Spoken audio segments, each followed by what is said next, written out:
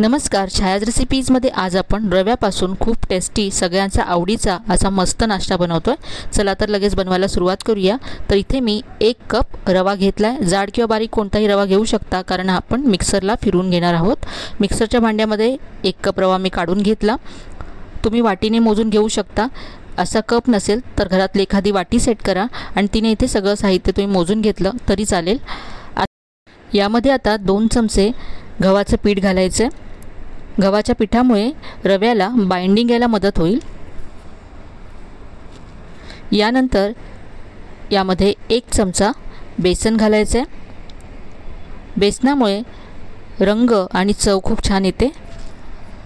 आणि यानंतर 1 छोटा चमचा साखर घालायचे। साखरेमुळे सुद्धा रंग छान येईल रेसिपीला। आता हे मिक्सरला फिरवून घेऊया। तर हे एकदा मी मिक्सरला फिरवून घेतलं। यामुळे रवा आणि जी आपण पिठं घातली सगळं छान एकजीव होईल। आता हे एक प्रकारचं प्रीमिक्स तयार झालंय। आज आपण इन्स्टंट डोसा बनवतोय, जो आपण रव्यापासून बनवतोय। तर हे आपलं रव्या डोशाचं प्रीमिक्स तयार झालंय। हे असं तुम्ही बनवून ठेवू शकता आणि जेव्हा तुम्हाला डोसे बनवायचे आहेत तेव्हा यामध्ये पुढचं साहित्य घालून त्यापासून तुम्ही डोसे तयार करू शकता। आज इथे मी या सगळ्या तयार पिठाचे डोसे बनवणार आहे, म्हणून हे आता हे सगळं मी एका बाउलमध्ये काढून घेते।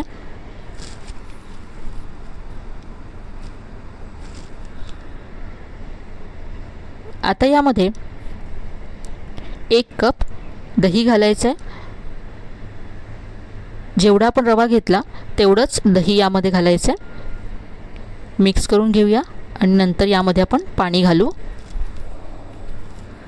इथे आता मी दह्याच्याच कपामध्ये 1 कप पाणी घेतलं आहे। थोडं थोडं घालत जायचं आहे आणि मिक्स करत जायचं आहे।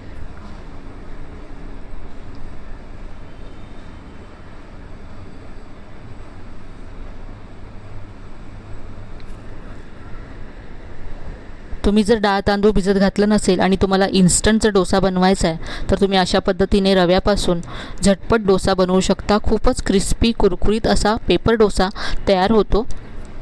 आज आपण बटाट्याचा मसाला त्याबरोबर चटणीसुद्धा बनवणार आहोत। तर इथे सगळं 1 कप पाणी मी यामध्ये घातलं। मिक्स करून घेऊया।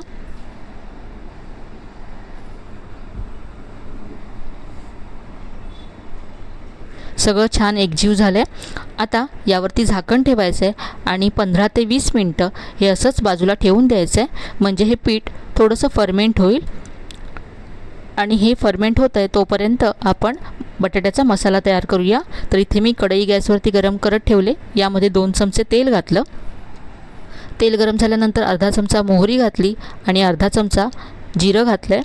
यानंतर भरपूर कढीपत्ता घालायचा आहे। 8 ते 10 कढीपत्त्याची पानं घातली। यानंतर बारीक चिरलेली हिरवी मिरची घातली आणि पाव चमचा हिंग घातला। सगळं परतून घेऊया। इथे आता मी अर्धा चमचा चण्याची डाळ घातली आहे। डाळीचा रंग किंचित बदलेपर्यंत परतून घ्यायचा आहे। यानंतर यामध्ये किसलेलं आलं घातलं।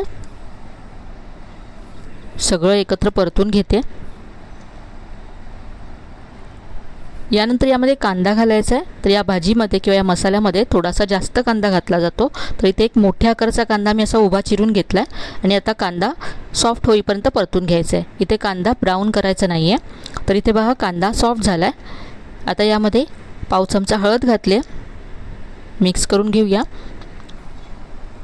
इथे आता 3 मध्यम आकाराचे बटाटे मी शिजवून सोलून असे तुकडे करून ठेवले होते, ते यामध्ये घालायचे।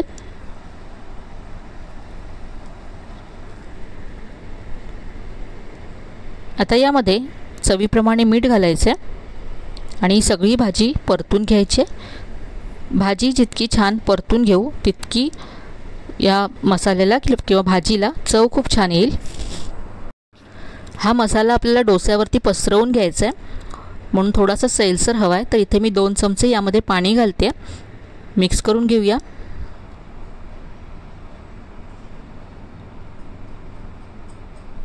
मस्त असा आपला हा मसाला तयार आहे। यावरती थोडीशी कोथिंबीर घालायची आहे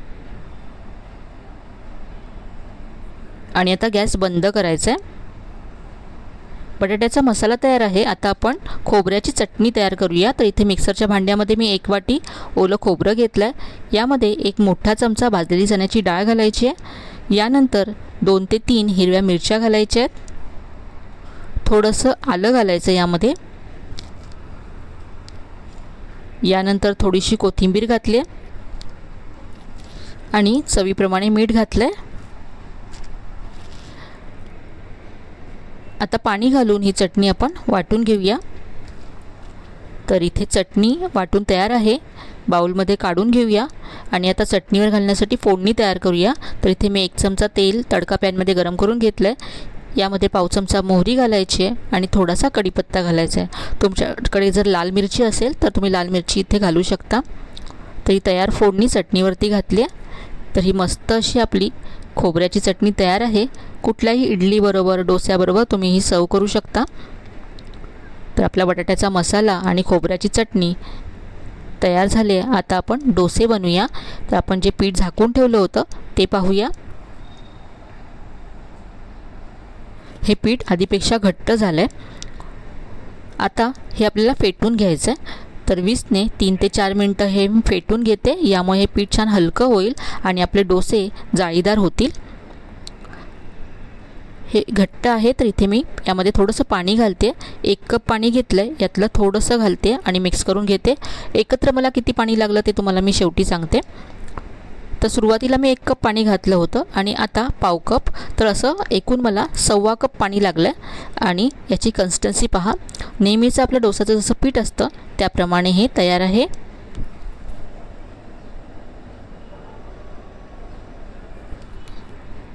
आता यामध्ये चवीप्रमाणे मीठ घालायचं आहे। इथे मी अर्धा चमचा मीठ घातलं। मिक्स करून घेऊया।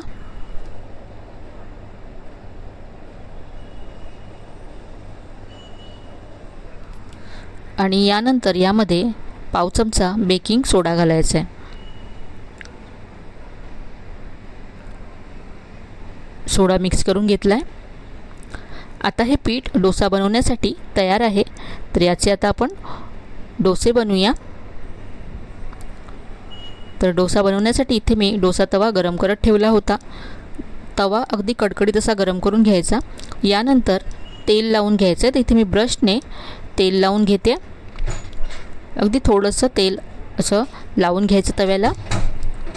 आणि आता तव्याचा वरचा भाग थोडासा थंड व्हावा यासाठी यावरती पाणी शिंपडायचं आहे।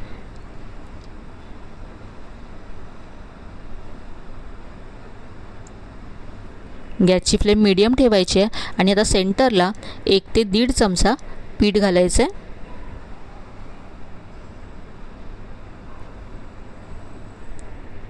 डोसा पसरवून घ्यायचा हलक्या हाताने।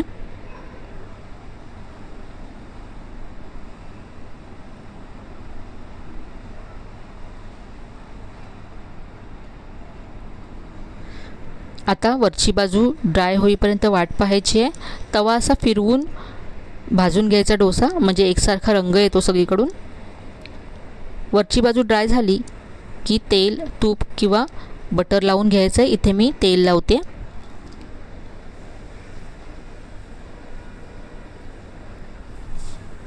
तेल लावल्यानंतर आता हा डोसा आपल्याला कुरकुरीत करून घ्यायचा आहे। तर असा तवा फिरवून सगळीकडून एकसारखा भाजून घ्यायचा आहे डोसा आणि कुरकुरीत करून घ्यायचा आहे। तवा जर फिरवला नाही तर सेंटरलाच डोसा ब्राऊन होतो आणि बाजूने पांढराच राहतो। तर पहा असा एकसारखा रंग आला डोशाला, पाहू शकता। अगदी क्रिस्पी असा डोसा तयार होतो। डोसा आपण काढून घेऊया।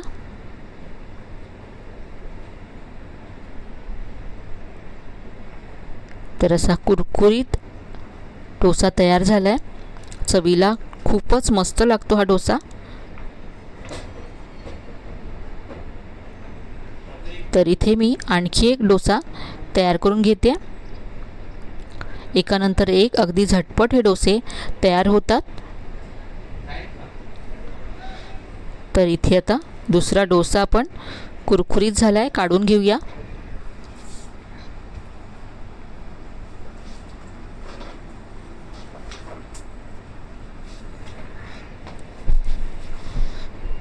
तर हा मस्त असा मसाला डोसा तयार आहे. नक्की करून पहा. रेसिपी तुम्हाला कशी वाटली कमेंटमध्ये कळवायला विसरू नका. रेसिपी आवडली असेल तर व्हिडिओला लाईक करा, शेअर करा. चॅनलला अजून सबस्क्राईब केलं नसेल तर नक्की सबस्क्राईब करा. चला तर मग पुन्हा भेटूया अशा छान छान आणि नवीन नवीन रेसिपीसह. तोपर्यंत धन्यवाद.